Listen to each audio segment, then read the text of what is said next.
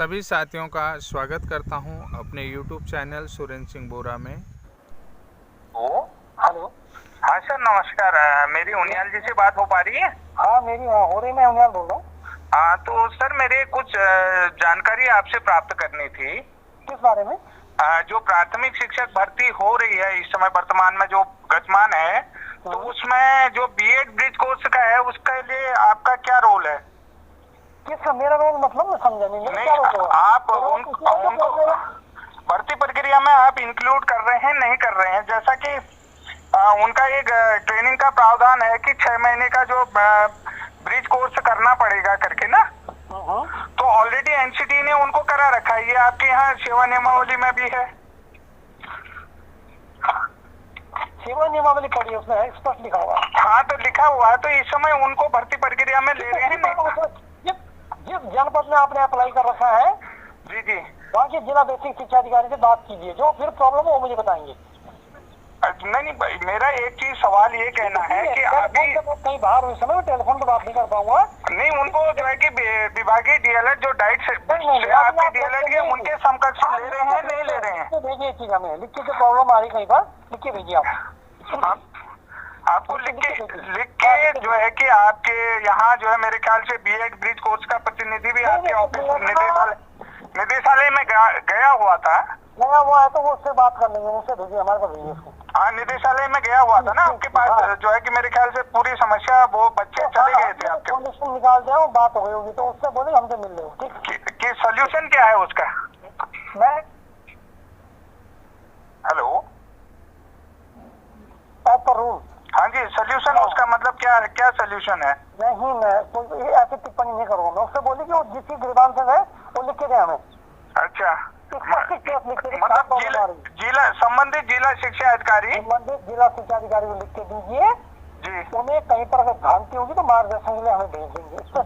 नहीं, मार्गदर्शन क्या सर, वो स्पष्ट है। मेरा कहने का मतलब ये है कि जो लोग जो डेफिशिएंसी थी बीएड वालों के अंदर जो डेफिशिएंसी थी। मेरी बात सुनिए ना, बाहर हुई समय ना। हाँ, मेरा एक छोटा सा सवाल है सर, एक सवाल पूछ रहा हूँ आपसे। सवाल का जवाब नहीं दे पाऊंगा मैं। लिख के दीजिए। हाँ, जो बीएड वालों के अंदर डेफिशिएंसी थी वो 6 महीने का ब्रिज कोर्स जो एनआईएस के माध्यम से उन्होंने करा था, एनसीटी से मान्यता प्राप्त था। तो इसका मतलब है कि उनके अंदर तो 1 से 5 तक पढ़ाने के लिए कोई भी डेफिशिएंसी रही नहीं। सेवा नियमावली में उसके बाहर हम नहीं जा सकते बस। तो क्या आपकी सेवा नियमावली जो है कि अगस्त 2018 से एनसीटी की सेवा नियमावली से मैच करती है? लिख के भेजिए आप हमें, लिख के भेजिए। ठीक है। साथियों, जैसा कि आप जानते हैं कल एनआईएस डीएलएड की सुनवाई थी। तो सुनवाई के बाद जो है कि बीएड ब्रिज कोर्स ग्रुप में भी कुछ हलचल हुई, तो कुछ लोग परेशान भी हुए। लेकिन कुछ लोगों ने जो है कि ग्रुप में भी वीडियो डाला, कुछ लोगों ने मुझे मैसेज भी भेजा और अर्जेंसी की भी बात करी। तो मैं एक चीज़ यहाँ पर कहना चाहता हूँ कि जैसे ग्रुप में कल एनआईएस डीएलएड की तरफ से एक आया था कि अल्मोड़ा की चौथी वेटिंग लिस्ट निकल गई है, तो अब जो है कि वहाँ पर कोई पद बचे नहीं हैं। तो अगर उन्होंने कहा कि अगर हम केस जीत भी जाते हैं तो कल को सरकार यही कहेगी यहाँ कि हमारे पास कोई पद बचे नहीं हैं, तो हम जो है कि आपको नियुक्ति दें कहाँ से। तो साथियों, जैसा कि आप जानते हैं एनआईएस डीएलएड की जो अगली सुनवाई है वो 24 मार्च को चली गई है। तो 24 मार्च को चली गई है। तो इसमें आपसे जो बात मैं कहना चाहता हूँ कि कुछ लोगों ने मुझे भी यहाँ पर वीडियो डाला था ग्रुप में। उसके बाद जो है कि बीएड ब्रिज कोर्स के जो सेंट्रल महत्वपूर्ण व्यक्ति हैं सुरेंद्र राणा जी, वो भी मुझ पर थोड़ा सा गुस्सा हो गए थे। तो मैं माफ़ी चाहूँगा कि ऐसा कह रहा हूँ, लेकिन सच बात है कि राणा जी जो है कि गुस्सा हो गए थे। बोला कि आपका काम वीडियो बनाना है, इससे ज़्यादा कुछ नहीं है, आप वीडियो में कानूनी। तो मैं साथियों यही चीज़ कहता हूँ कि मैं जो है कि कानूनी ही बात करूँगा और विभाग को कानून के आधार पर ही घेरूँगा, क्योंकि मेरा जो अब असली जो मकसद है कि आज मैंने जो टेलीफोन में जो है कि एडिशनल डायरेक्टर और incharge director elementary education Uttarakhand से बात की, तो उनको भी कानूनी भाषा के अंतर्गत ही मैंने बातचीत करने की कोशिश की। तो उन्होंने जो है कि बोला कि मैं अभी बाहर हूँ और अभी आपके सवालों का जवाब भी नहीं दे सकता हूँ। तो फिर मैंने बात कही कि 28 अगस्त 2018 की जो 28 जून 28/6/2018 की जो एनसीटी की नियमावली है, क्या आपकी नियमावली है, तो उन्होंने बोला कि जो सरकार की नियमावली है हम उसी आधार पर रहेंगे, उसी स्टैंड पर रहेंगे, तो उससे बाहर हम नहीं जा सकते हैं और ना मैं किसी बारे में बातचीत कर सकता हूं। तो साथियों, जैसा कि आप जानते हैं कि नियमावली के अंतर्गत भी हमने देखा कि जब हमारे साथ डिस्क्रिमिनेशन हो रहा है, एजुकेशन क्वालिफिकेशन का डिस्क्रिमिनेशन हो रहा है, तभी हम लोग हाई कोर्ट में गए हुए हैं। तो अब यहाँ पर बात हुई कि मैंने कहा क्या आपकी जो स्टेट की नियमावली है एनसीटी की नियमावली से मैच करती है? बोला उसके लिए मैं कोई भी कमेंट नहीं कर सकता हूँ।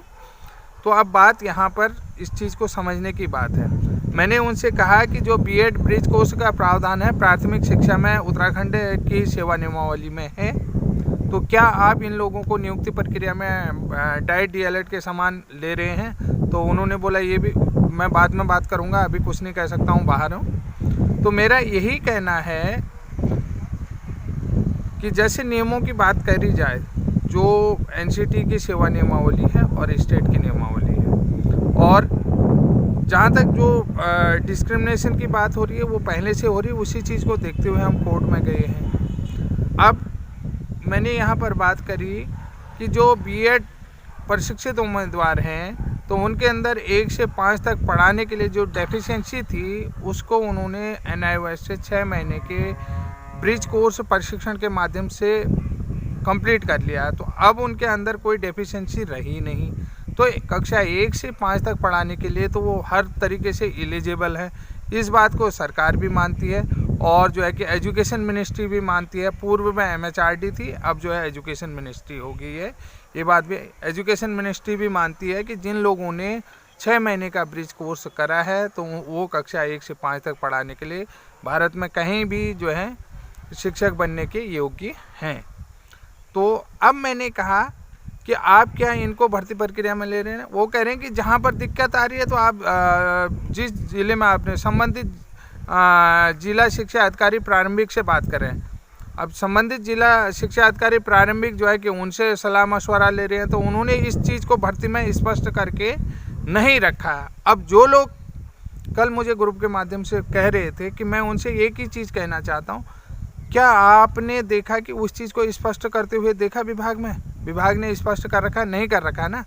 ये भर्ती कहीं न कहीं जो है कि झालमेल वाली हो रही है, तो यहाँ पर कहीं न कहीं गोलमोल हो रहा है ना।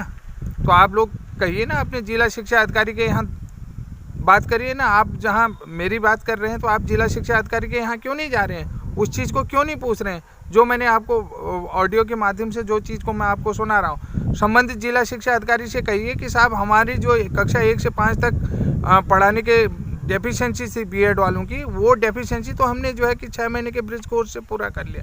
तो अब आप हमें भर्ती प्रक्रिया में क्यों नहीं ले रहे हैं?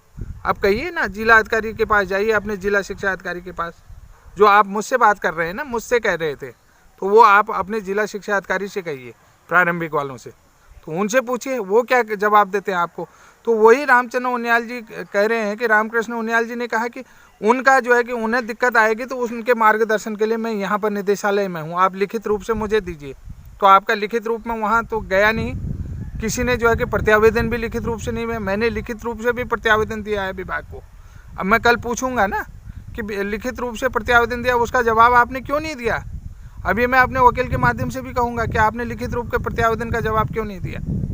हमने प्रत्यावेदन भेजा है, हमारे पास रिकॉर्ड है, हमने रजिस्ट्री करी है, पोस्टर रजिस्टर्ड डाक से भेजा हुआ उनके पास। तो उस जो कमियां थी संबंधित जिला शिक्षा अधिकारी के पास भी हमारे लोग जाएंगे और पूछेंगे कि आपने हमें भर्ती पर।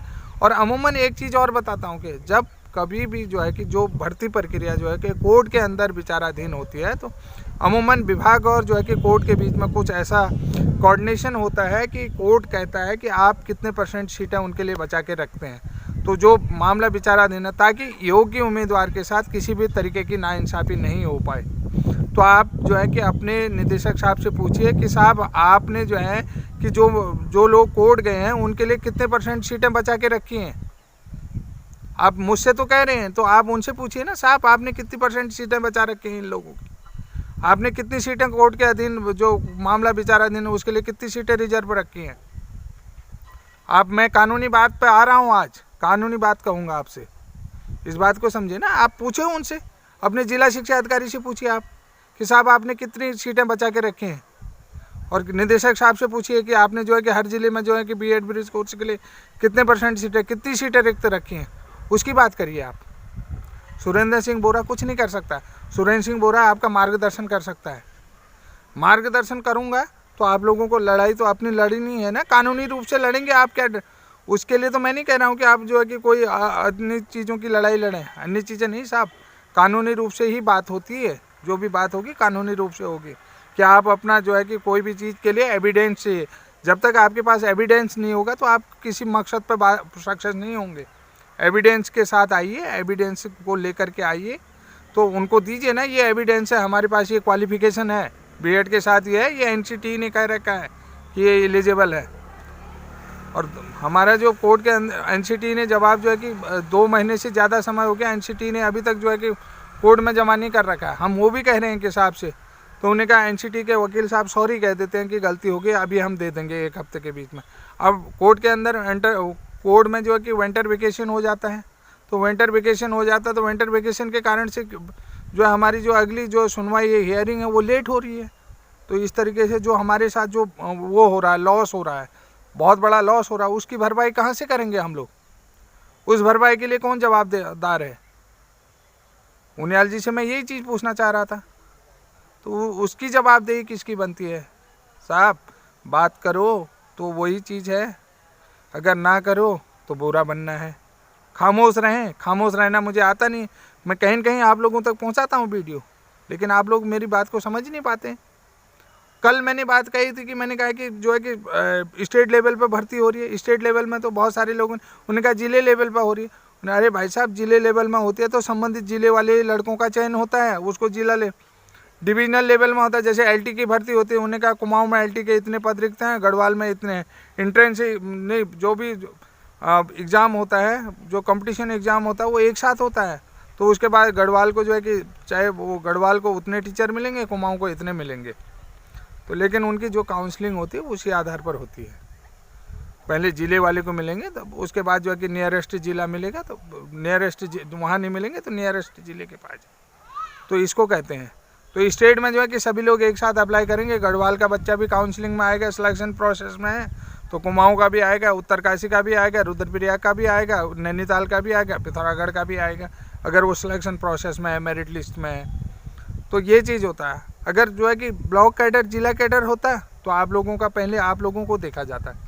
पहले संबंधित ब्लॉक के कैंडिडेट को देखा जाता है, संबंधित ब्लॉक का नहीं होता दूसरा ब्लॉक का देखा जाता है, तो उसके बाद जिले का देखा जाता है। जिले का नहीं होता तो फिर निकटवर्ती जिले का होता है, वो मंडल वाले में आ जाती बात। तो यही चीज़ें मैं आप लोगों को समझाता हूँ, इन चीज़ों को समझने की कोशिश करिए। आज मैंने जो बात करी है वो टेलीफोनिक बात मैं आपको सुनाऊंगा, मैं वीडियो में आपको सारा सुनने को मिलेगा कि देखिए मैंने कैसे कानून, मैंने कहा कि आपकी जो राज्य की भर्ती नियमावली है वो एनसीटी की नियमावली से मैच नहीं करती है। उन्होंने कहा ये मुझे लिखित रूप में दो। लिखित रूप में साहब, लिखित रूप में तो हम कोर्ट गए हैं, कोर्ट बताएगा, कोर्ट ने उनको बता दिया है, तो कोर्ट को जवाब दो ना आप।